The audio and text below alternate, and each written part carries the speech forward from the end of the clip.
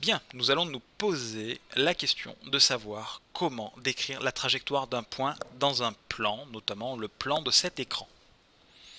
Donc tout d'abord, ceci est la trajectoire. Pour bien visualiser la trajectoire, nous avons besoin d'une courbe dans l'espace qui la représente.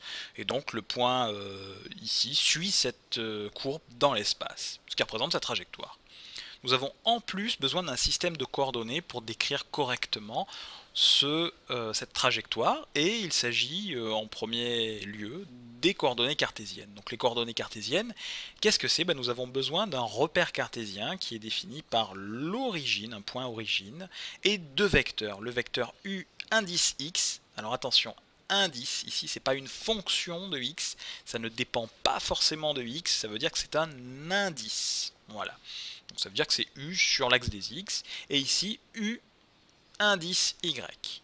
Et donc l'ensemble de l'origine ux et uy forment le repère cartésien. Sans rentrer dans les détails, ce repère cartésien, qu'est-ce que c'est? C'est la somme de trois choses.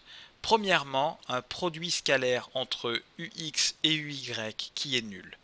Ça, qu'est-ce que ça veut dire concrètement? Ça veut dire que ux et uy sont perpendiculaires entre eux. Dit autrement, ça veut dire que le cosinus de l'angle formé entre ux et uy, eh bien, ce cosinus-là est nul. Et quand le cosinus est nul, comment faire? Eh bien, il faut que l'angle ici soit de pi sur 2. Voilà, ça c'est une première chose. Deuxième chose, il faut que la norme du vecteur ux soit de 1. C'est cette chose-là. On va détailler un petit peu. Ici, la norme, qu'est-ce que c'est? C'est en fait la puissance 1/2 du produit scalaire ux par ux. Je vous rappelle que puissance 1/2, ça veut dire en fait la racine carrée de ux scalaire ux.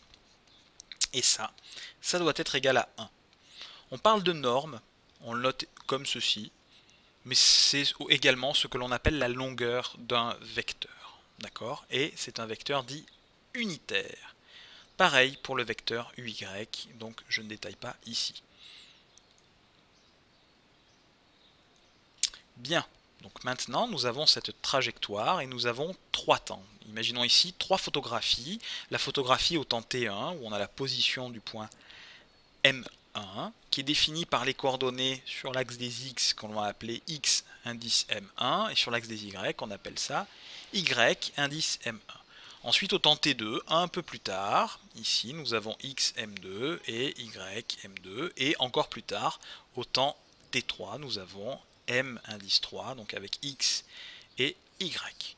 Donc nous avons les coordonnées pour le point M1 qu'on représente ici, pour le point M2 qui sont représentées comme ceci, et pour le point M3, on va les représenter comme ceci.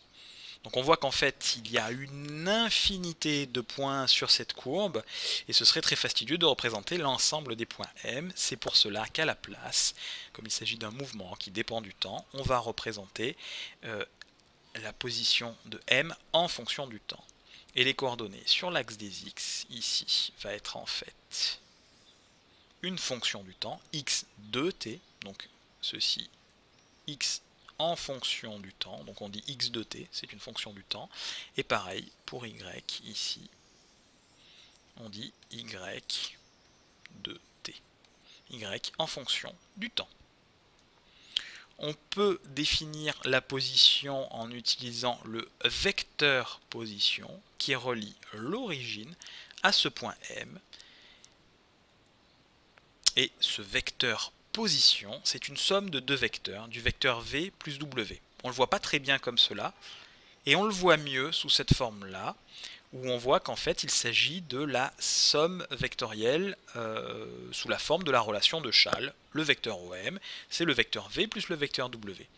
Comment on exprime le vecteur V? Le vecteur V sur l'axe des X, donc il est collinéaire à ce vecteur UX, et du coup sa longueur ici de ce vecteur V, c'est simplement entre 0 et X, donc sa longueur à ce vecteur, c'est ça.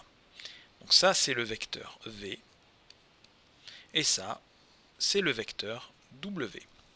Et vous voyez que ce vecteur OM, en fonction du temps, on peut le représenter dans les coordonnées cartésiennes sous cette forme-là. Est-ce que c'est la seule façon de représenter une trajectoire d'un point dans le plan? Non, il en existe beaucoup d'autres. Et aujourd'hui, nous allons voir les coordonnées polaires.